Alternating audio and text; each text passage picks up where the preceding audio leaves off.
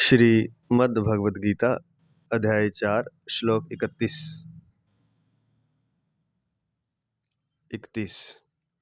संबंध 24वें श्लोक से 30वें श्लोक के पूर्वार्ध तक भगवान ने कुल 12 प्रकार के यज्ञों का वर्णन किया और 30वें श्लोक के उत्तरार्ध में यज्ञ करने वाले साधकों की प्रशंसा की। अब भगवान आगे के श्लोक में यज्ञ करने से होने वाले लाभ और न करने से होने वाली हानि बताते हैं। तो 12 प्रकार के यज्ञों का वर्णन किया है जो हम कल कर चुके हैं। कल के श्लोक के अंतिम 20 मिनट में उन्हीं 12 प्रकार के यज्ञों का संक्षिप्त और सटीक वर्णन किया गया है। आज का श्लोक है यज्ञशिष्टामृत भुजो यान्ति ब्रह्म सनातनम नायं लोकोस्त्य यज्ञस्य कुन्तोऽन्यः कुरु सत्तम। 31 नंबर श्लोक। हे कुरुवंशियों में श्रेष्ठ अर्जुन, यज्ञ से बचे हुए अमृत का अनुभव करने वाले सनातन परब्रह्म परमात्मा को प्राप्त होते हैं। यज्ञ न करने वाले मनुष्यों के लिए यह मनुष्य लोक भी सुखदायक नहीं है, फिर परलोक कैसे सुखदायक होगा। व्याख्या करने जा रहे हैं। प्रातः स्मरणीय परम श्रद्धेय परम वंदनीय भगवत तत्व प्रेम तत्व प्राप्त महापुरुष महाराज श्री स्वामी राम सुखदास जी महाराज, उनके ग्रंथ साधक संजीवनी से, उनके मुखामृत से निकली हुई पावन गीतामयी गंगा में अवगान करते हैं। यज्ञ शिष्टामृत भुजो यान्ति ब्रह्म सनातनम। व्याख्या। यज्ञ करने से अर्थात निष्काम भाव पूर्वक दूसरों को सुख पहुंचाने से समता का अनुभव हो जाना ही यज्ञ शिष्ट अमृत का अनुभव करना है। यज्ञ शिष्ट यज्ञ से बचे हुए, यज्ञ शिष्टामृत भुजा, यज्ञ शिष्ट अमृत भुजा, ये दोनों श्लोकों को मिलकर बन गया यज्ञ शिष्टामृत भुजा। यज्ञ से बचे हुए अमृत का अनुभव करने वाले। तो यज्ञ करने से अर्थात निष्काम भावपूर्वक दूसरों को सुख पहुंचाने से समता का अनुभव हो जाना ही यज्ञ शिष्ट अमृत का अनुभव करना है। अमृत अर्थात अमरता का अनुभव करने वाले सनातन परब्रह्म परमात्मा को प्राप्त हो जाते हैं। गीता 3 अध्याय का 13वां श्लोक। मनुष्य से क्षमा चाहते, स्वरूप से मनुष्य अमर है। मरने वाली वस्तुओं के संग से ही मनुष्य को मृत्यु का अनुभव होता है। इन वस्तुओं को संसार के हित में लगाने से जब मनुष्य असंग हो जाता है तब उसे स्वतः सिद्ध अमरता का अनुभव हो जाता है। कहते हैं कि मनुष्य का जो स्वरूप है वो वास्तव में अमर ही है। तो फिर मृत्यु का अनुभव कैसे होता है? क्योंकि मरने वाली वस्तुओं का संग कर लेता है। जैसा संग और वैसा रंग, रंग अर्थात राग, वैसा ही राग हो जाता है, वैसा ही रंग हो जाता है, वैसी ही उसकी स्थिति हो जाती है, वैसा ही वह अनुभव करने लगता है। तो मरने वाली वस्तुओं के संग से ही मनुष्य को मृत्यु का अनुभव होता है। वस्तुतः तो स्वरूप से मनुष्य अमर है।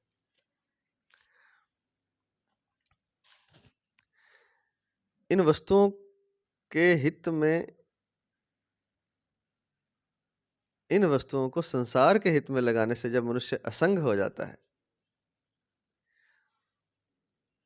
अब वस्तुओं के संयोग से मनुष्य मृत्यु का अनुभव करता है। चाहे वस्तु है चाहे व्यक्ति, सारे मरने वाले हैं। उन्हीं वस्तुओं के संयोग से वह भी मृत्यु का अनुभव करता है। और इन वस्तुओं को अगर जिनसे वह मृत्यु का अनुभव करता है, या मरने वाली वस्तुओं से या उत्पत्ति विनाशशील वस्तुओं से जिनका उसने संग किया हुआ है, जो कि उत्पत्ति विनाशशील वस्तु हैं, उन वस्तुओं को संसार के हित में लगा दे, अर्थात उनका संग छूट जाएगा ना। जब संसार के हित में वो लग जाएंगी तो संसार के हित में लगने से मनुष्य असंग हो जाता है। तो उनका संग छूट जाएगा किसका? मरने वाली वस्तुओं का, पदार्थों का, व्यक्तियों का। और जब मरने वाली वस्तुओं का संग छूट जाएगा तो असंगता का अनुभव हो जाएगा, स्वतः सिद्ध अमरता का अनुभव हो जाएगा। वह तो है ही, लेकिन उस संग के कारण ही वह मृत्यु का अनुभव कर रहा है। उस संग का त्याग कर दे। उस संग का त्याग सबसे आसान तरीका कर्मयोग में बताया है कि जो वस्तु, व्यक्ति, जो भी पदार्थ हैं आपके पास, उसको संसार की सेवा के हित में, संसार के हित में लगा दे। शरीर है आपके पास, इंद्रियाँ हैं, मन है, बुद्धि है, जो भी है, बल है, शक्ति है, सामर्थ्य है, पद है, धन है, ज़मीन है, तो उसे संसार की सेवा में लगा दें, तब असंगता का अनुभव हो जाएगा, स्वतः सिद्ध अमरता का अनुभव हो जाता है। कर्तव्य मात्र केवल कर्तव्य समझकर किया जाए तो वह यज्ञ हो जाता है। केवल दूसरों के हित के लिए किया जाने वाला कर्म ही कर्तव्य होता है।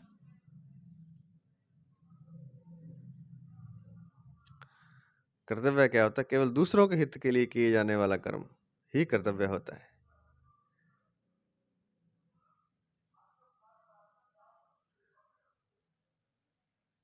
जो कर्म अपने लिए किया जाता है वह कर्तव्य नहीं होता, प्रत्युत कर्म मात्र होता है,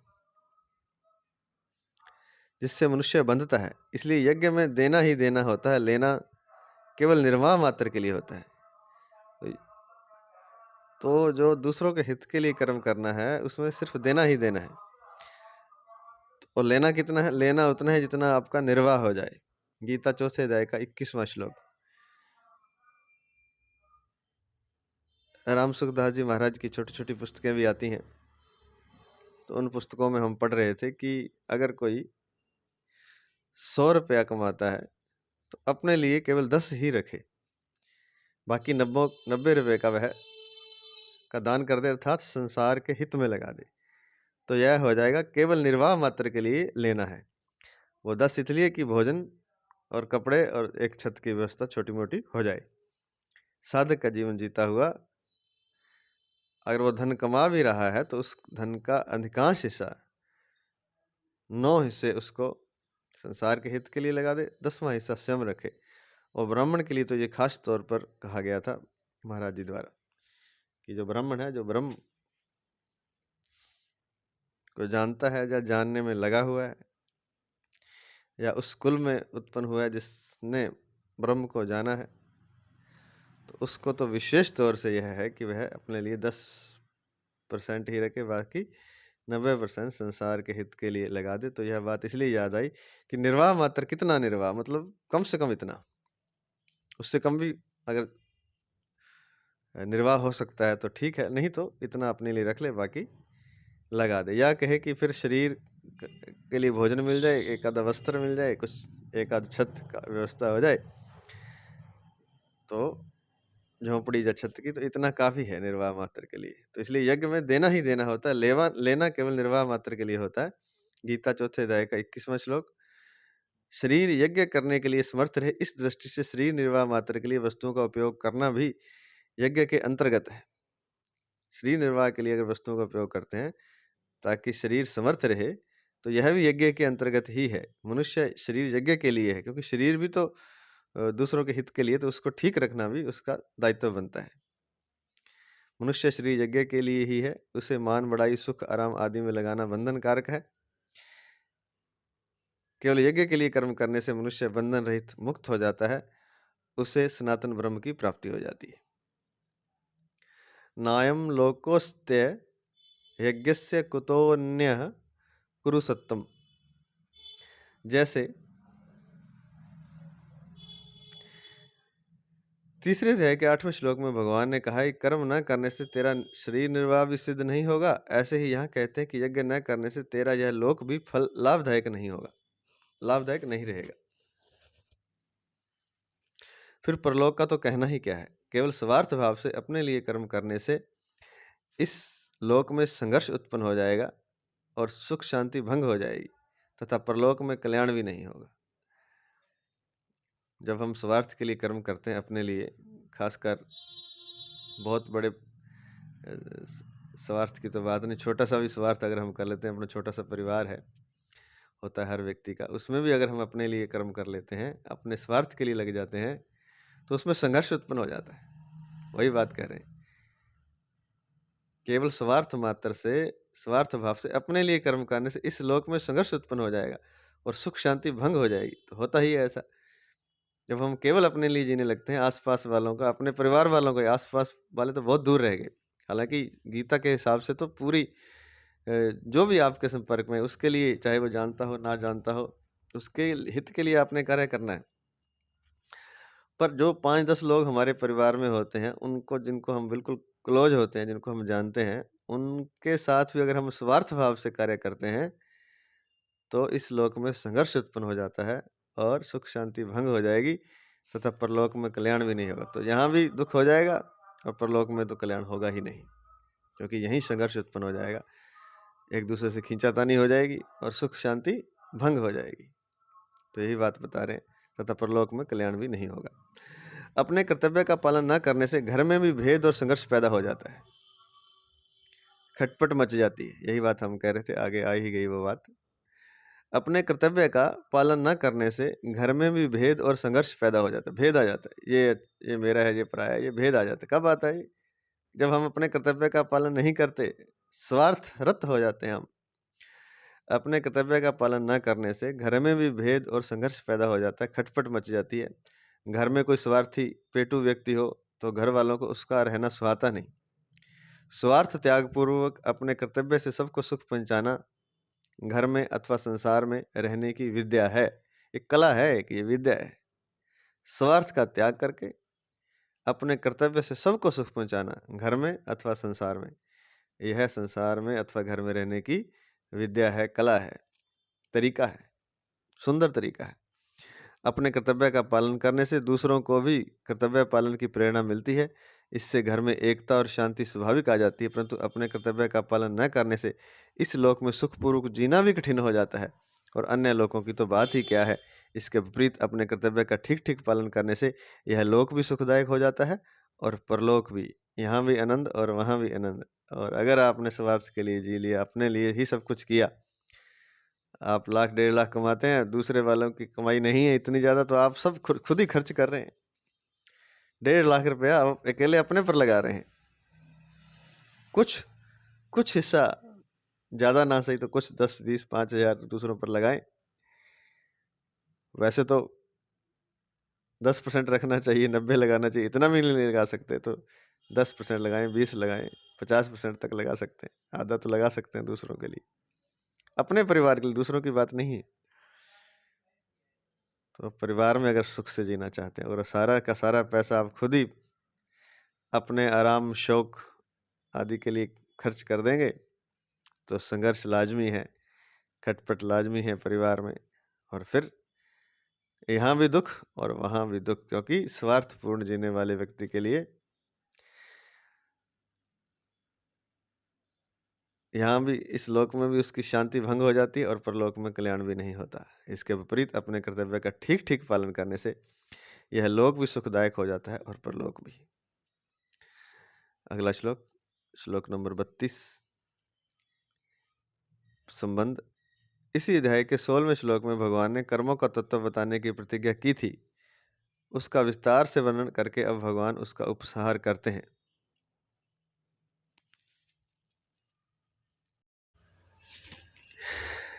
एवं बहुविधा यज्ञा वितता ब्रह्मणो मुखे कर्मजान् विद्धि तान् सर्वानेवं ज्ञात्वा विमोक्ष्यसे। श्लोक 32। इस प्रकार और भी बहुत तरह के यज्ञ वेद की वाणी में विस्तार से कहे गए हैं। उन सब यज्ञों को तू कर्मजन्य जान, इस प्रकार जानकर यज्ञ करने से तू कर्म बंधन से मुक्त हो जाएगा। व्याख्या इस प्रकार है। एवं बहुविधा यज्ञ अवितता ब्रह्मणों मुखे। 24 में से 30वें श्लोक तक जिन 12 यज्ञों का वर्णन किया गया है, उनके सिवाय और भी अनेक प्रकार के यज्ञों का वेद की वाणी में विस्तार से वर्णन किया गया है। कारण कि साधकों की प्रकृति के अनुसार उनकी निष्ठाएं भी अलग अलग होती हैं और तदनुसार उनके साधन भी अलग अलग होते हैं। वेदों में सकाम अनुष्ठानों का भी विस्तार से वर्णन किया गया है, परंतु उन सब से नाशवान फल की ही प्राप्ति होती है, अविनाशी की नहीं। इसलिए वेदों में वर्णित सकाम अनुष्ठान करने वाले मनुष्य स्वर्गलोक को जाते हैं और पुण्य क्षीण होने पर पुण्य मृत्यु लोक में आ जाते हैं। इस प्रकार वे जन्म मरण के बंधन में पड़े रहते हैं। गीता 9वें अध्याय का 21वां श्लोक। परंतु यहाँ उन सकाम अनुष्ठानों की बात नहीं कही गई है, यहाँ निष्काम कर्म रूप उन यज्ञों की बात कही गई है जिनके अनुष्ठान से परमात्मा की प्राप्ति होती है। यान्ति ब्रह्म सनातनम, गीता 4थे अध्याय का 30वां श्लोक जो अभी हमने किया है, पिछला श्लोक है ना। यज्ञ शिष्टामृत भुजो यान्ति ब्रह्म सनातनम, सनातन परब्रह्म परमात्मा को प्राप्त होते हैं। कौन? यज्ञ से बचे हुए अमृत का अनुभव करने वाले, अर्थात निष्काम कर्म करने वाले, यज्ञ करने वाले। वेदों में केवल स्वर्ग प्राप्ति के साधन रूप सकाम अनुष्ठानों का ही वर्णन है, ऐसी बात नहीं है। उनमें परमात्मा प्राप्ति के साधन रूप श्रवण, मनन,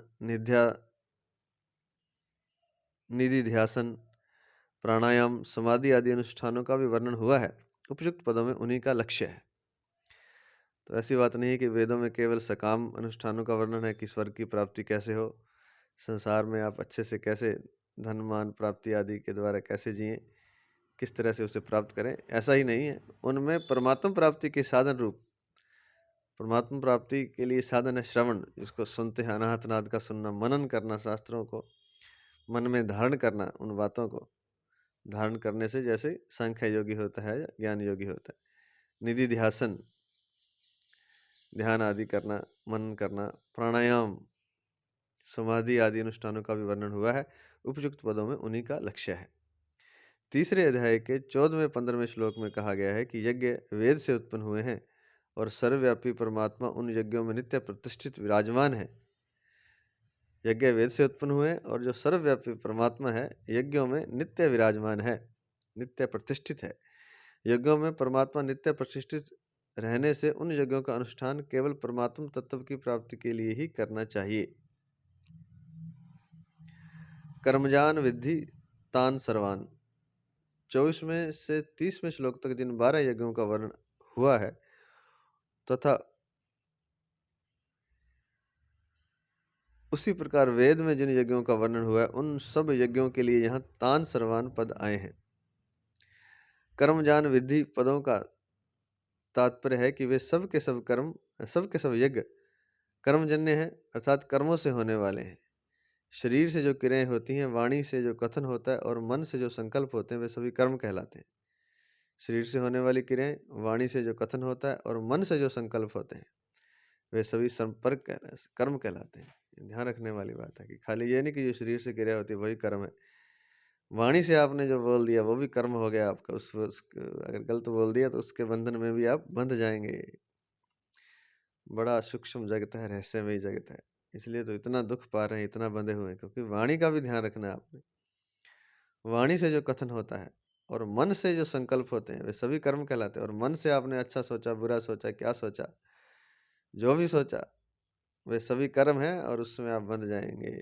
अगर सही से नहीं सोचा आपने, दूसरे के हित के लिए नहीं सोचा, दूसरे को दुख पहुंचाने के उद्देश्य से कुछ सोच विचार किया तो भी वहाँ भी आप बंध जाएंगे।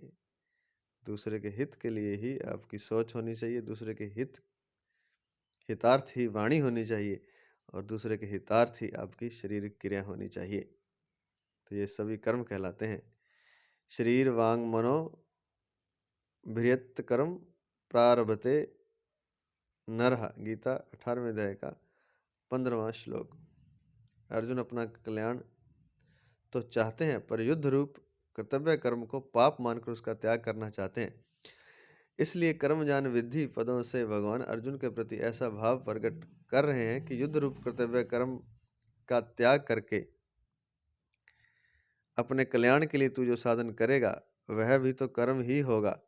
वास्तव में कल्याण कर्म से नहीं होता, प्रत्युत कर्मों से सर्वथा संबंध विच्छेद करने से होता है। इसलिए यदि तू युद्ध रूप कर्तव्य कर्म को भी निर्लिप्त रहकर करेगा तो उससे भी तेरा कल्याण हो जाएगा, क्योंकि मनुष्य को कर्म नहीं बांधते, प्रत्युत कर्म की ओर उसके फल की आसक्ति ही बांधती है। गीता 6 अध्याय का 4था श्लोक। युद्ध तो तेरा सहज कर्म स्वयं धर्म है, इसलिए उसे करना तेरे लिए सुगम भी है। एवं ज्ञात्वा विमोक्ष्यसे, भगवान ने इसी अध्याय के 14वें श्लोक में बताया कि कर्म फल में मेरी सप्राह नहीं है, इसलिए मुझे कर्म नहीं बांधते। इस प्रकार जो मुझे जान लेता है वह भी कर्मों से नहीं बनता। तात्पर्य यह है कि जिसने कर्म करते हुए भी उनसे निर्लिप्त रहने की विद्या, कर्म फल में स्पृहा न रखना को सीखकर उसका अनुभव कर लिया है, वह कर्म बंधन से मुक्त हो जाता है। जिसने कर्म करते हुए भी उनसे निर्लिप्त रहने की विद्या को सीखकर, वो विद्या क्या है? कर्म फल में स्पृहा ना रखना, आसक्ति ना रखना को सीखकर उसका अनुभव कर लिया है, वह कर्म बंधन से मुक्त हो जाता है। फिर 15वें श्लोक में भगवान ने इसी बात को एवं ज्ञात्वा पदों से कहा। वहाँ भी यही भाव है कि मुमुक्षु पुरुष भी इसी प्रकार जानकर कर्म करते आए हैं। 16वें श्लोक में कर्मों से निर्लिप्त रहने के लिए इसी तत्व को विस्तार से कहने के लिए भगवान ने प्रतिज्ञा की और यज ज्ञात्वा मोक्षसे शुभात पदों से उसे जानने का फल मुक्त होना बताया। 16वें श्लोक में कर्मों से निर्लिप्त रहने के लिए इसी तत्व को विस्तार से कहने के लिए भगवान ने प्रतिज्ञा की। किस तत्व को? कि कर्म फल में स्पृहा ना रखना। और यज्ञ ज्ञात्वा मोक्षसे शुभात पदों से उसे जानने का फल मुक्त होना बताया। अब इस श्लोक में एवं ज्ञात्वा विमोक्षसे पदों से ही उस विषय का उपसंहार करते हैं। तात्पर्य यह है कि फल की इच्छा का त्याग करके केवल लोक हितार्थ कर्म करने से मनुष्य कर्म बंधन से मुक्त हो जाता है। संसार में असंख्य क्रियाएं होती हैं, असंख्य क्रियाएं होती रहती हैं, परंतु जिन क्रियाओं से मनुष्य अपना संबंध जोड़ता है उन्हीं से वह बंधता है। संसार में कहीं भी कोई क्रिया घटना हो, जब मनुष्य उससे अपना संबंध जोड़ लेता है, उसमें राजी या नाराज होता है, तब वह उस क्रिया से बंध जाता है। जब शरीर या संसार में होने वाली किसी भी क्रिया से मनुष्य का संबंध नहीं रहता, तब वह कर्म बंधन से मुक्त हो जाता है। कहते हैं कि संसार में असंख्य क्रियाएं होती हैं, संसार में तो बहुत कुछ चल रहा है, परंतु उनसे वह बंधता नहीं है। परंतु जिन क्रियाओं से मनुष्य अपना संबंध जोड़ लेता है, उनसे वह बंध जाता है। कोई घटना से किसी से अपना संबंध जोड़ लिया तो फिर वह बंधन में पड़ जाता है। संसार में कहीं भी कोई क्रिया घटना हो, जब मनुष्य उससे अपना संबंध जोड़ लेता है, उसमें राजी या नाराज होता है, हाँ ये तो बहुत बढ़िया हुआ, खुश होता है, और ये इससे बहुत दिक्कत हुई, नाराज होता है, तब वह उस क्रिया से बंध जाता है। जब शरीर या संसार में होने वाली किसी भी क्रिया से मनुष्य का संबंध नहीं रहता, तब वह कर्म बंधन से मुक्त हो जाता है।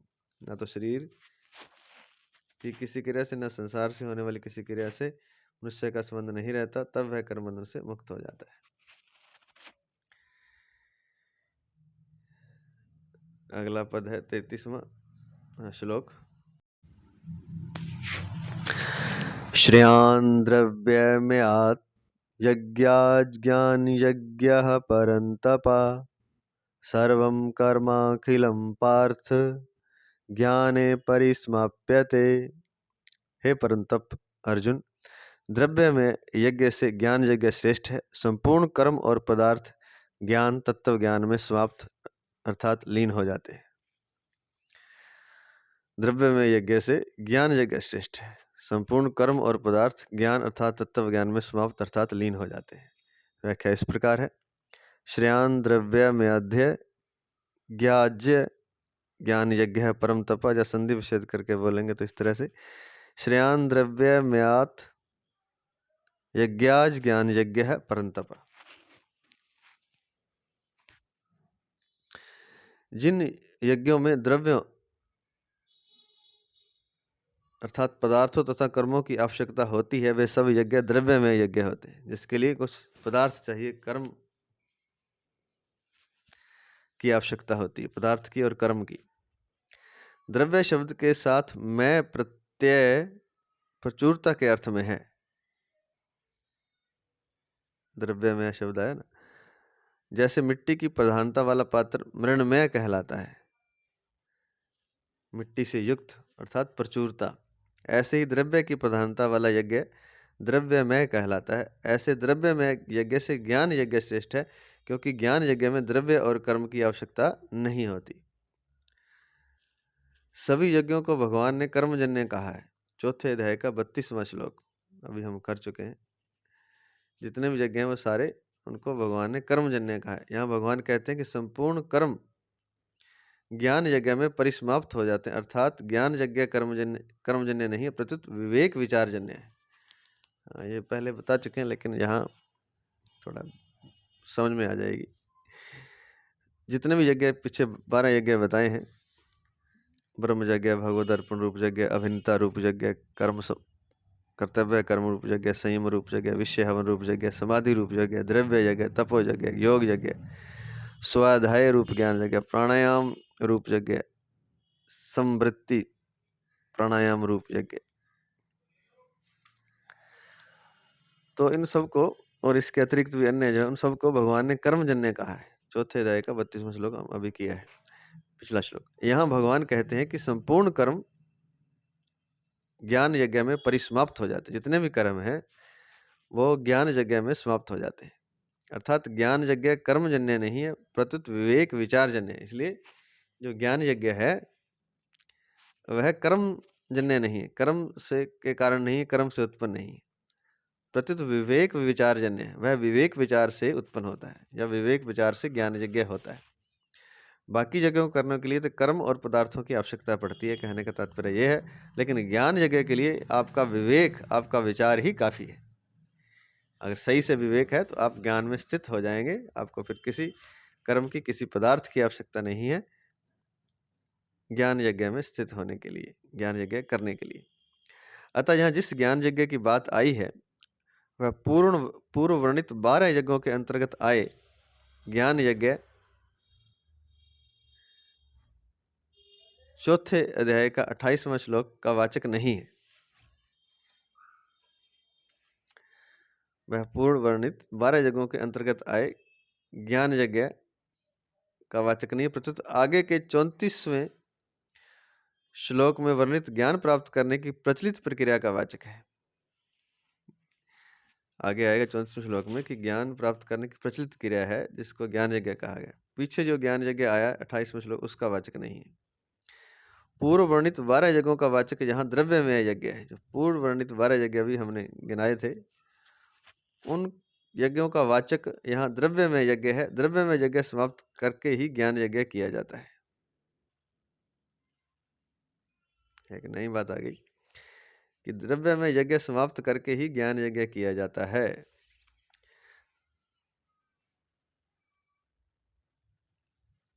समाप्त करके उसको, सारे द्रव्यमय यज्ञ को। इसका चलो देखते हैं पहले आगे क्या लिखा है। अगर सूक्ष्म दृष्टि से देखा जाए तो ज्ञान यज्ञ भी क्रियाजन्य ही है, परंतु इसमें विवेक विचार की प्रधानता रहती है। तो यह भी क्रियाजन्य लेकिन सूक्ष्म दृष्टि से, लेकिन इसमें विवेक विचार की प्रधानता रहती है। अगला पद है सर्वम कर्माखिलम पार्थ ज्ञाने परिसमाप्यते। सर्वम और अखिलम दोनों पद पर्यायवाची हैं और उनका अर्थ संपूर्ण होता है। इसलिए यहाँ सर्वम कर्म का अर्थ संपूर्ण कर्म, मात्र कर्म, जितने भी कर्म है सब मात्र कर्म, और अखिलम का अर्थ है संपूर्ण द्रव्य, मात्र पदार्थ, अर्थात सारे ही पदार्थ लेना ही ठीक मालूम देता है। जब तक मनुष्य अपने लिए कर्म करता है तब तक उसका संबंध क्रियाओं और पदार्थों से बना रहता है। जब तक क्रिया और पदार्थों से संबंध रहता है तभी तक अंतःकरण में अशुद्धि रहती है। इसलिए अपने लिए कर्म न करने से ही अंतःकरण शुद्ध होता है। तो जब तक क्रिया और पदार्थों से संबंध बना रहता है, अर्थात जब तक मनुष्य अपने लिए कर्म करता रहेगा, अपने हित के लिए, अपने स्वार्थ के लिए, तब तक उसका संबंध क्रियाओं और पदार्थों से बना रहता है। जब तक क्रिया और पदार्थों से संबंध रहता है तभी तक अंतःकरण में अशुद्धि रहती है। जब तक, वही पहले भी बता चुके हैं कि संसार की नाशवान वस्तुओं से, मृत्यु वाली वस्तुओं से, उत्पत्ति विनाशील वस्तुओं से जब तक संबंध रखता है तब तक अशुद्धि ही रहेगी, तब तक बंधन ही रहेगा। अंतःकरण में अशुद्धि रहती है, इसलिए अपने लिए कर्म न करने से अंतःकरण शुद्ध होता है। तो शुद्ध कैसे होगा कि दूसरे के हित के लिए कर्म करेंगे, उनसे अपने आप संबंध विच्छेद हो जाएगा उत्पत्ति विनाशील वस्तुओं से, और तभी अंतःकरण शुद्ध होता है। अंतःकरण में 3 दोष रहते हैं। मल, जिसको संचित पाप कहते हैं, विक्षेप, चित्त की चंचलता, और आवरण, अज्ञान।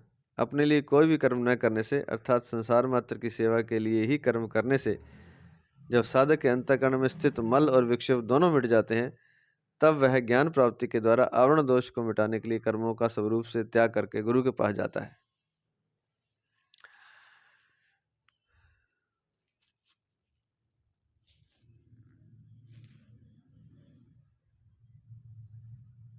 उस समय वह कर्म और पदार्थों से ऊंचा उठ जाता है, अर्थात कर्म और पदार्थ उसके लक्ष्य नहीं रहते, प्रत्युत एक चिन्मय तत्व भी उसका लक्ष्य रहता है। वही संपूर्ण कर्मों और पदार्थों का तत्व ज्ञान में समाप्त होना है। यह भी एक सूक्ष्म कह लें, संक्षिप्त कह लें, या रहस्यमयी बात है, या एक बीज के रूप में दी गई है। इसको समझने के लिए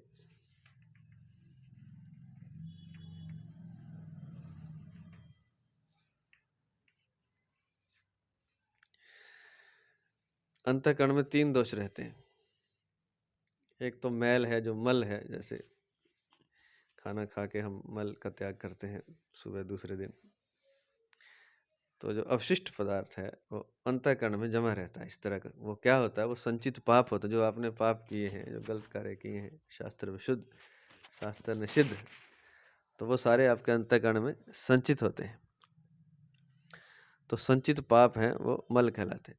एक अंतःकरण में होता है विक्षेप, चित्त की चंचलता, मतलब चित्त आपका अस्थिर रहता है। कभी किस बात के लिए सोचता है, कभी कोई सोचता है, कभी कुछ सोचता है, कभी इस चीज़ का भोग करना चाहता है, कभी विषयों का चिंतन करता है। मतलब उसका चित्त की चंचलता रहती ही है। ये तो हर व्यक्ति के अंदर ही है। तो अंतःकरण का दोष है ये। दूसरा दोष है विक्षेप, अर्थात मन का विक्षेप, या कहें चित्त की चंचलता। और तीसरा है आवरण, अज्ञान।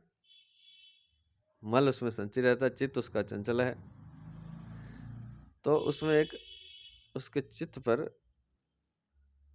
आवरण पड़ा रहता है, एक पर्दा पड़ा रहता है अज्ञान का। तो ये 3 दोष, पर्दा होता है उसके चित्त पर, अज्ञान का आवरण होता है, चित्त उसका चंचल होता है, साधक का कह लें, आम मनुष्य का अंतःकरण जो है, अंतःकरण में चित्त की चंचलता है। तो चित्त ही अंतःकरण है वैसे तो अंतःकरण में 3 दोष रहते हैं, मल, संचित पाप, विक्षेप, चित्त की चंचलता, और आवरण अर्थात अज्ञान। अब क्या कहते हैं, अपने लिए कोई भी कर्म न करने से, अर्थात संसार मात्र की सेवा के लिए ही कर्म करने से, जब साधक के अंतःकरण में स्थित मल और विक्षेप दोनों मिट जाते हैं। अब साधक क्या करता है, अपने लिए कोई कर्म नहीं करता, संसार मात्र की सेवा करता है।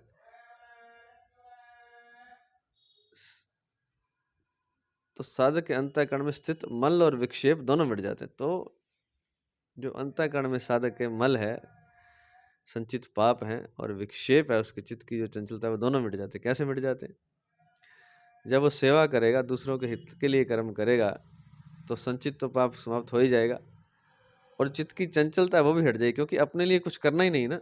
चित्त की चंचलता तभी होती है, भोगों की, विषयों की ओर हमारा मन उन्मुख रहता है, चित्त हमारा उन्मुख रहता है। वो तब रहता है जब हमने उसकी कामना की हुई है, और फिर हम उसके पाने के लिए प्रयास कर रहे हैं। जब हम उसके पाने के लिए प्रयास नहीं कर रहे, तो अपने आप ही वो विक्षेप जो है समाप्त हो जाता है, चित्त शांत हो जाता है। अपना छोड़ करके, अपना कामना तमन्ना, अपने लिए कर्म करना छोड़ करके, अपनी इच्छा छोड़ करके, जब हम दूसरों के हित के लिए कर्म करते हैं या सेवा करते हैं, तो चित्त का विक्षेप शांत हो जाता है, और मल भी, संचित मल जो है वो समाप्त हो जाता है। ये दोनों दोष मिट जाते हैं। लेकिन अभी एक चीज रहेगी, जो अज्ञान का आवरण, ज्ञान नहीं हुआ अभी, अज्ञान का जो आवरण है वो नहीं मिटता। तो इस दोष को मिटाने के लिए कर्मों का स्वरूप से त्याग करके गुरु के पास जाता है। तो ऐसा करने के लिए, फिर वो आवरण को मिटाने के लिए, ये दोनों चीजें हो चुकी हैं उसकी, मल भी शांत, मल उसके खत्म हो चुके हैं, संचित पाप, और चित्त की चंचलता उसकी समाप्त हो चुकी है। तब वह गुरु के पास जाता है, सब कुछ छोड़ करके, कर्मों का स्वरूप से त्याग करके। उस समय वह कर्मों और पदार्थों से ऊंचा उठ जाता है। कर्मों और पदार्थों से तो ऊंचा उठा हुआ पहले से ही है वो, अर्थात कर्म और पदार्थ उसके लक्ष्य नहीं रहते,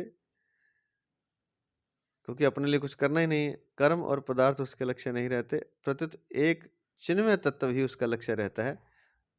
यही संपूर्ण कर्म और पदार्थों का ज्ञान, तत्व ज्ञान में समाप्त होना है। इसी को यहाँ कहा है कि संपूर्ण कर्म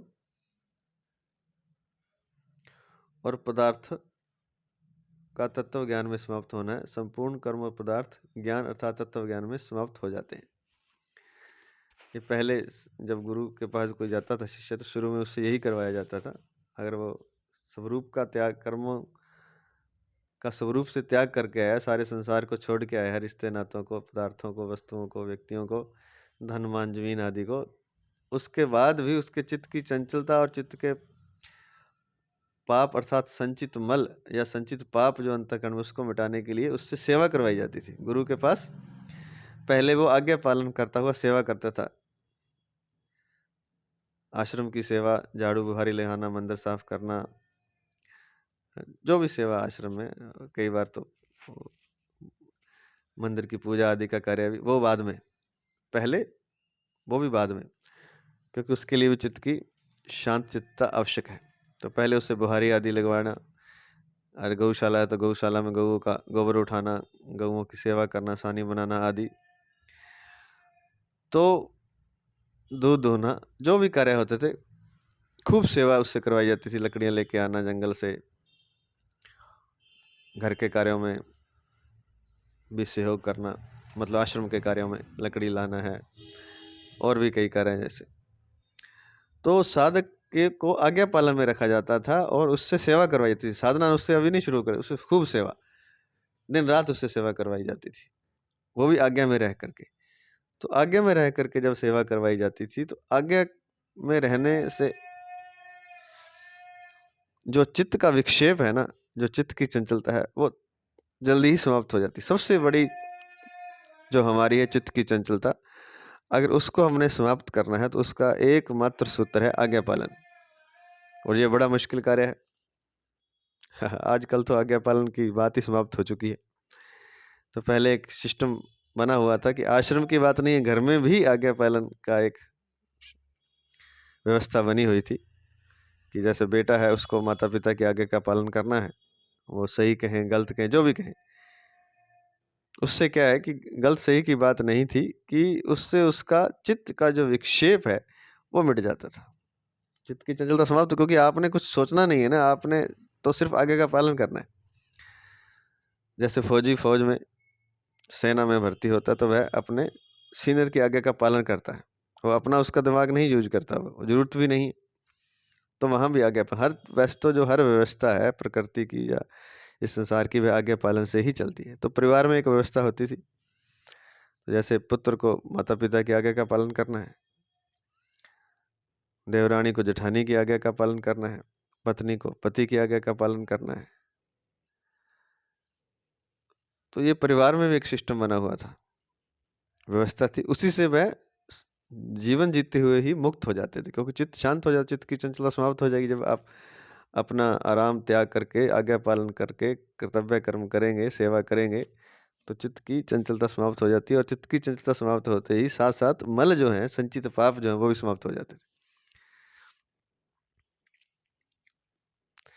तो ये परिवार में व्यवस्था थी, और वो साधना पूजा तो हमारे परिवारों में, सनातन धर्म में, शादी हो, कोई उत्सव हो, हर बात में भगवान की पूजा आदि का विधान पहले से ही है। सबसे पहले कोई काम होता है तो श्री गणेश भगवान जी की पूजा होती है। अन्य भी पूजा आदि, साधना आदि हमारे संस्कारों में भी शामिल है।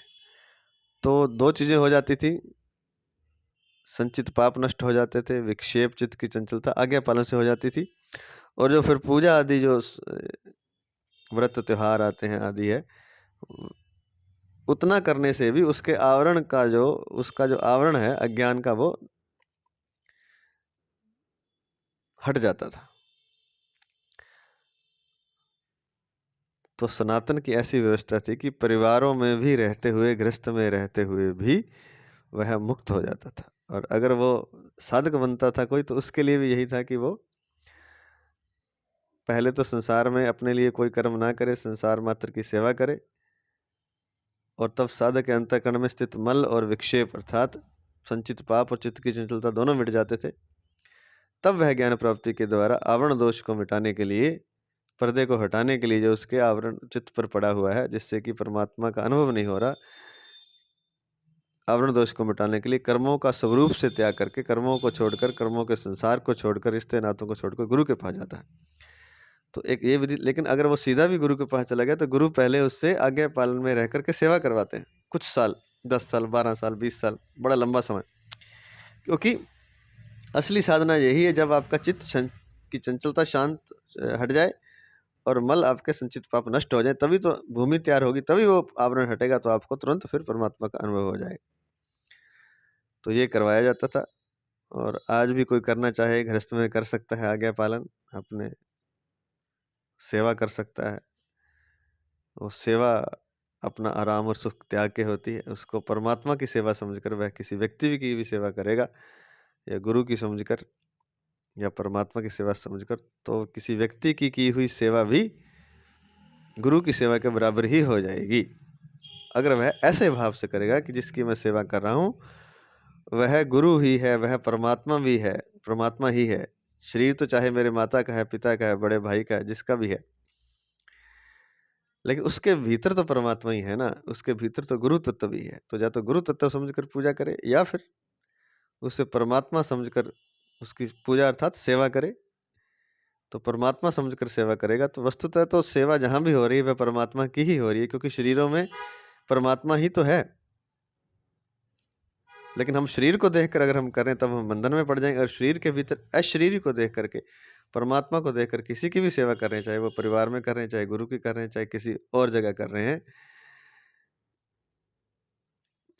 कई लोग अन्य सेवाएं जैसे करते हैं हॉस्पिटल में जाके या कहीं भी जहाँ जान पहचान नहीं होती, तो हर जगह अगर वो सेवा परमात्मा को देखकर की जा रही है, उसके भीतर सबके भीतर परमात्मा है, तब तो वह संचित पाप अर्थात मल को और विक्षेप अर्थात चित्त की चंचलता को मिटाकर आवरण अर्थात अज्ञान को पर्दे को हटा देगी और परमात्मा से मिला देगी। अगर धन मान आदि के लिए लोग दिखावे के लिए कर रहे हैं, या माता पिता की सेवा धन प्राप्ति के लिए की जा रही है कि मरने के बाद वो धन मुझे मिल जाएगा, तो फिर वो सेवा सेवा नहीं रही, वो तो सकाम सेवा हो गई, जो कि बंधन का कारण है।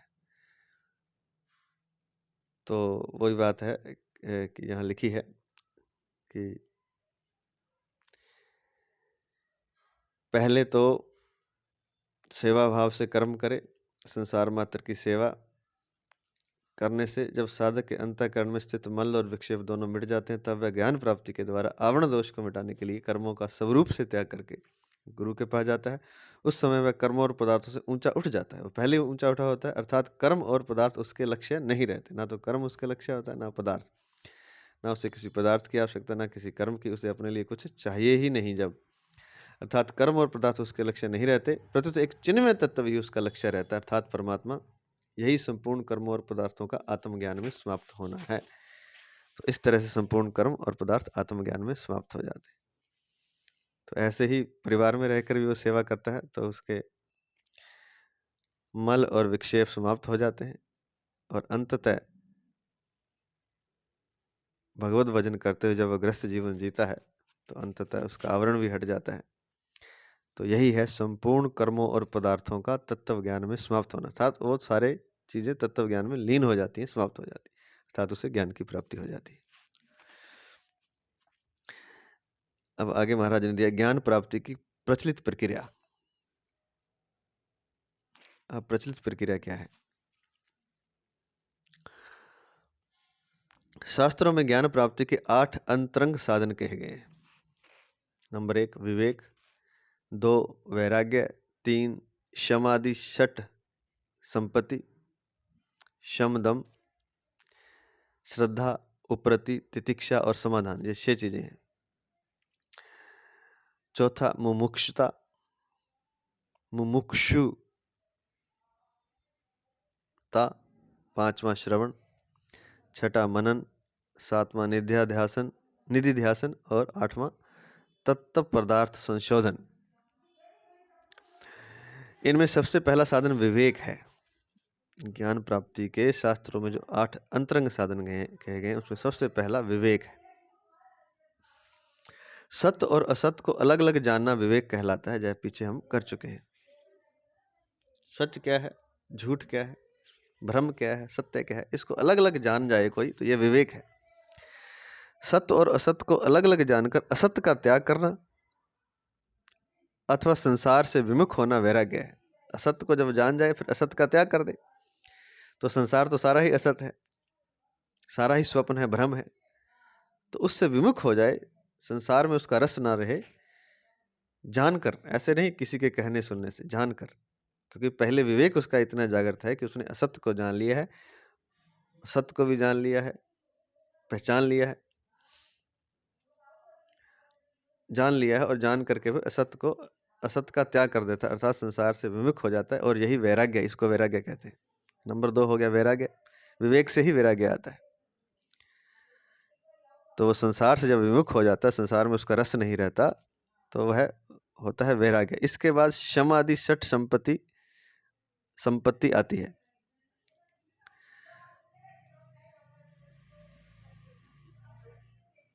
मन को इंद्रियों के विषयों से हटाना शम है। मन को इंद्रियों से हटा लेना शम है, जैसे ध्यान में होता है। इंद्रियों को विषयों से हटाना दम है, और इंद्रियों को विषयों से का संयोग होने नहीं देना। इंद्रियों को विषयों के संयोग से हटाना दम है, अर्थात इंद्रियों को विषयों से दूर रखना है, ये दम है। ईश्वर, शास्त्र आदि पर पूज्य भाव पूर्वक प्रत्यक्ष से भी अधिक विश्वास करना श्रद्धा है। समाधि षट संपत्ति है ना, शम दम श्रद्धा, तीसरा आ गया श्रद्धा। श्रद्धा क्या है? ईश्वर पर, शास्त्र आदि पर पूज्य भाव पूर्वक प्रत्यक्ष से भी अधिक विश्वास करना श्रद्धा है। जो सामने दिखाई दे रहा है, वास्तविक जगत जो है तो ब्रह्म ही वैसे, लेकिन जो दिखाई दे रहा है उससे भी अधिक विश्वास ईश्वर पर और शास्त्र आदि पर करना श्रद्धा है। फिर आता उपरति। वृत्तियों का संसार की ओर से हट जाना उपरति है। संसार की तरफ कोई वृत्ति नहीं है उसकी, संसार में कोई रस नहीं है, तो वृत्तियों का संसार की ओर से हट जाना उपरति है। फिर आता है तितिक्षा। सर्दी गर्मी आदि द्वंद्वों को सहना, उनकी उपेक्षा करना तितिक्षा है। अब कई लोग तो आजकल तो ये भी खत्म हो गया, सर्दी गर्मी को सहना भी। तो गर्मी को सहते थे पहले लोग, सर्दी को भी सह लेते थे। आज तो गर्मी के लिए एसी आ गए, तो सहना समाप्ति हो गया, और सर्दी के लिए हीटर आ गए, ऑयल हीटर आ गए, और बहुत कुछ आ गया। और वो विदेशों में तो आजकल वो उसको बोलते हैं सेंट्रली एयर कंडीशन, सारे घर ही वो जहाँ सर्दी पड़ती है गर्म रहते हैं, तो दोनों को सहना वो भी समाप्त हो गया। तो सर्दी गर्दी आदि आदि द्वंद्वों को सहना, या फिर सहन नहीं होता तो कम से कम उपेक्षा तो करे, उनकी उपेक्षा करना तितिक्षा कहलाता था।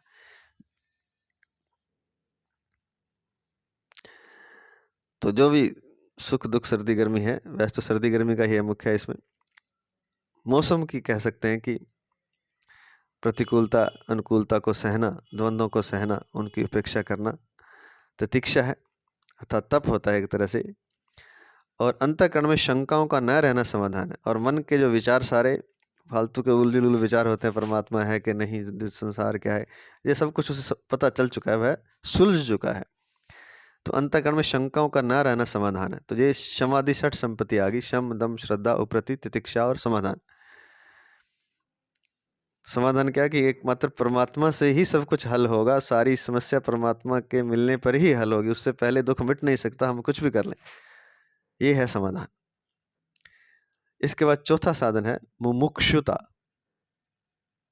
इतना होने के बाद संसार से छूटने की फिर इच्छा जागृत होती है, कैसे छूटूं संसार से, यह मुमुक्षुता है। तो समाधि षट संपत्ति, शम दम श्रद्धा उपरति तितिक्षा और समाधान के बाद चौथा साधन जो दिया है मुख्य, वो है मुमुक्षुता, अर्थात संसार से छूटने की इच्छा मुमुक्षुता है। तो ये समाधि षट संपत्ति उसको दोबारा से संक्षिप्त से देख लेते हैं। संक्षिप्त में शम होता है मन को इंद्रियों के विषयों से हटाना शम है। दम है इंद्रियों को विषयों से हटाना। श्रद्धा है शास्त्रों और परमात्मा पर प्रत्यक्ष से भी अधिक श्रद्धा। उपरति है वृत्तियों का संसार की ओर से हट जाना उपरति। तितिक्षा है गर्मी सर्दी आदि द्वंद्वों को सहना। और समाधान है सारे प्रश्न आपके हल हो जाएं, आपको पता चल जाए कि परमात्मा प्राप्ति से ही सारा समाधान होगा।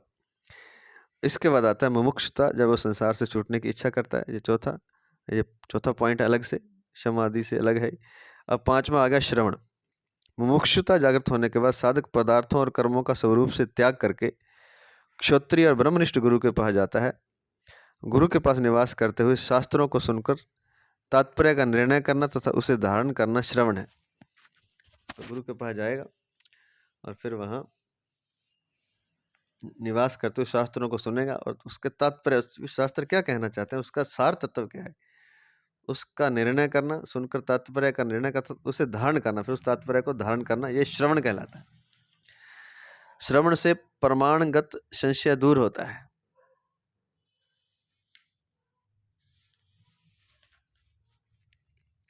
तो जो प्रमाणगत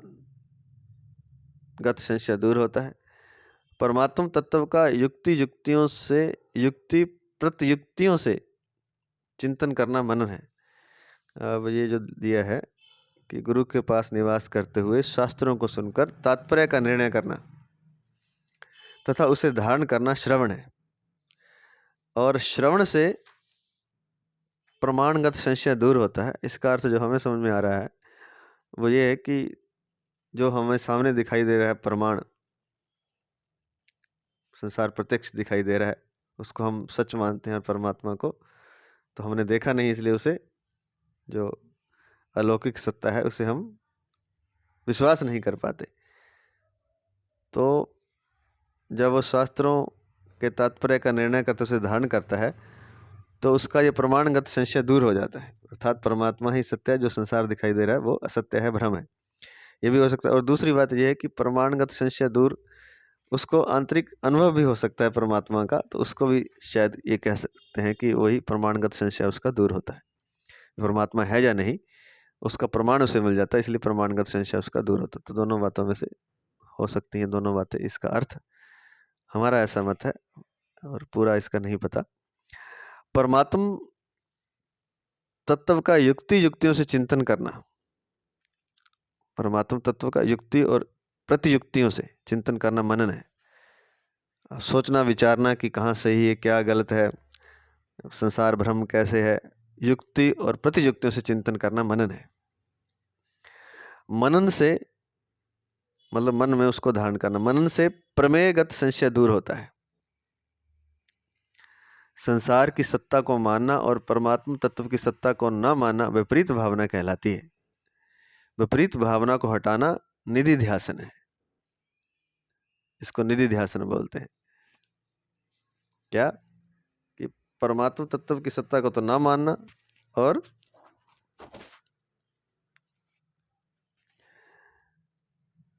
संसार की सत्ता को मानना, ये विपरीत भावना, इस विपरीत भावना को हटाना निधि ध्यासन कहलाता है। और जो मनन अभी आया है, परमात्म तत्व का युक्ति प्रतियुक्ति से चिंतन करना मनन है। जैसे कि वो कहते हैं संसार स्वप्न कैसे है, झूठ कैसे दिखाई तो दे रहा है, तो हम उसको जैसे स्वप्न से समझ सकते हैं। ये एक युक्ति लगा सकते हैं हम, युक्ति प्रतियुक्तियों। जैसे सोए हुए हैं हम और स्वप्न में सब कुछ दिखाई तो सही दे रहा है, जब तक स्वप्न चल रहा है तब तक तो वो सच ही लग रहा है। लेकिन जैसे ही स्वप्न टूटता है, जब हम जाग जाते हैं तो हमें पता चलता है कि हम तो लेटे हुए हैं, वो सब कुछ झूठ था। तो इस युक्ति को हम लगा सकते हैं इस संसार में कि ये संसार भी ऐसे ही है, हम दुखी हो रहे हैं, सुखी हो रहे हैं, हम कहीं स्थित हैं और एक तरह से लेटे हुए हैं या कहीं बैठे हुए हैं, परमात्मा में स्थित हैं, लेकिन स्वप्न चल गया है संसार का, तो इसलिए हम सुखी दुखी हो रहे हैं। इसको स्वप्न से हम समझ सकते हैं। बहुत सी बातों को हम स्वप्न द्वारा, सपने द्वारा, संसार के प्रेम द्वारा और भी बहुत सी चीज़ों को, जैसे आजकल तो कुछ चीज़ों को मोबाइल से भी हम समझ सकते हैं। जैसे कहते हैं ना कि वाणी हमारी कभी समाप्त नहीं होती, तो अमेरिका में हमने बात करनी, यहाँ बैठे बैठे हमारी बात हो जाती, तो इसका मतलब वाणी वहाँ पहुँच गई, वो समाप्त नहीं हुई। समाप्त हो जाती तो यहीं, जहाँ तक उसकी आवाज़ जा रही है वहीं समाप्त हो जानी चाहिए थी, लेकिन वहाँ तक पहुँच गई यंत्र द्वारा, तो इसका मतलब वाणी भी हमारी हमेशा रहती है। इसलिए मुख से अच्छा ही बोलना चाहिए, ऐसा कहा जाता है। और जैसे कि एक ही वीडियो, चाहे 1,00,000 फ़ोन में वो चल रहा है उसी समय, 1 करोड़ फ़ोनों में भी चल अनंत फ़ोन में एक ही वीडियो चल रहा है, उसमें उसकी ना तो क्वालिटी में कोई कमी आती है, मतलब एक ही चीज़ को लाखों करोड़ों लोग एक साथ देख सकते हैं। तो ऐसे ही भगवान का जो कहते हैं कि भगवान के अनेक रूप कैसे हो सकते हैं, तो भगवान के भी अनेक रूप हो सकते हैं, इसको थोड़ा-सा हम समझ सकते हैं। और एक चीज़ और है, जैसे वो पहले कहते थे कि वो जो जल चढ़ाया जाता है यहाँ धरती पर, वो पितरों को कैसे पहुँचता है गंगा में, या जब श्राद्ध क्रिया आदि करते हैं तो वो पितरों को कैसे पहुँच जाता है, तो उसको भी समझ सकते हैं कि हमने फ़ोन में कुछ आंकड़ा डायल किया, लिखा और उसको सेंड कर दिया किसी व्यक्ति को, अमेरिका में बैठे हुए को, कनाडा में बैठे हुए को, तो वहाँ उसके पास पहुँच गए पैसे। ना तो हम पैसे देने गए उसको, ना हमारे बैंक वाले यहाँ से पैसे लेकर के कुछ गए हैं। कुछ नहीं किया हमने, हमने खाली एक आंकड़ा डायल लिखा और उसको सेंड कर दिया। वहाँ उसे उस बैंक से पैसे उपलब्ध हो जाएंगे। जब वो आंकड़ा उसके पास पहुंचेगा, पहली बात तो सीधे ही खाते में ट्रांसफर हो गए, बल्कि पैसे नहीं गए हैं, यहाँ से गया कुछ भी नहीं है, बस एक संकेत गया है, एक तरंग गई है, उसी तरंग से सारा काम हो गया, पैसे वहां पहुंच गए। इसमें भी थोड़ा सा अभी पूरा नहीं ये फिट बैठता, लेकिन इससे समझ तो सकते हैं ना हम कि यहाँ जो हम देते हैं वो परलोक आदि में पितरों आदि को पहुंचता है, और जो हमारी भावनाएं हैं वो अन्य जगह भी पहुंचती हैं। तो ये बड़ा सूक्ष्म जगत है और ये बड़ा जाल है, इस जाल में हम फंसे हुए हैं। तो यही बात है कि परमात्म तत्व का युक्ति प्रयुक्तियों से चिंतन करना मनन है। ये मनन है, इस मनन से हम समझ सकते हैं परमात्मा को। मनन से प्रमेयगत संशय दूर होता है। तो ये जो संशय है वो दूर हो जाते हैं, जो शास्त्रों में लिखे हैं आदि। संसार की सत्ता को मानना और परमात्मा तत्व की सत्ता को ना मानना विपरीत भावना है। इस विपरीत भावना को हटाना निधिध्यासन, निधिध्यासन कहलाते हैं। प्राकृतिक पदार्थ मात्र से संबंध विच्छेद हो जाए, प्राकृत पदार्थ मात्र से संबंध विच्छेद हो जाए और केवल एक चिन्मय तत्व शेष रह जाए, यह तत्व पदार्थ संशोधन है। इसे ही तत्व साक्षात्कार कहते हैं। स्टार लिख के दिया है नीचे। जो संसारिक भोग और संग्रह में लगे हुए हैं, ऐसे मनुष्यों के द्वारा श्रवण होता है शास्त्रों का। जो सांसारिक भोग और संग्रह में लगे हुए हैं, ऐसे मनुष्यों के द्वारा श्रवण होता है शास्त्रों का, मनन होता है विषयों का, निधि ध्यासन होता है रुपयों का, और साक्षात्कार होता है दुखों का। हाँ, ये उसके विपरीत बात बताई है, इसको भी करते हैं। विचार पूर्वक देखा जाए तो इन सब साधनों का तात्पर्य है असाधन अर्थात असत के संबंध का त्याग। असाधन अर्थात असत के संबंध का त्याग। त्याज्य वस्तु अपने लिए नहीं होती, पर त्याग का परिणाम जो है तत्व साक्षात्कार के रूप में अपने लिए होता है। त्याज्य वस्तु जो है वो अपने लिए नहीं होती, उस वस्तु को तो अपने लिए, लेकिन त्याग जो त्याग हमने करते उस त्याग का जो परिणाम है, त्याग की जो भावना है, वस्तु तो दूसरे को दे दी, लेकिन जो त्याग जो किया उसका परिणाम तत्व साक्षात्कार अर्थात अपने लिए होता है। तो इसमें ये आया है, ये थोड़ा 2 मिनट का रह गया, ये नीचे स्टार लगा के दिया है। पहले तो ये है कि श्रवण आया है कि गुरु के पास शास्त्रों को सुन करके उसके तात्पर्य का निर्णय करना तथा उसे धारण करना। शास्त्रों के तात्पर्य को धारण करना श्रवण है। और यहाँ जो एक विपरीत बात लिखी, हम लोगों की बातें हैं, ये संसारी मनुष्यों की, किनकी, जो संसारिक भोग में और संग्रह में लगे हुए हैं, इनको संसारिक भोग ही चाहिए और संसार की चीज़ों का संग्रह करते हैं भोग करने के लिए। ऐसे मनुष्यों के द्वारा श्रवण होता है शास्त्रों का।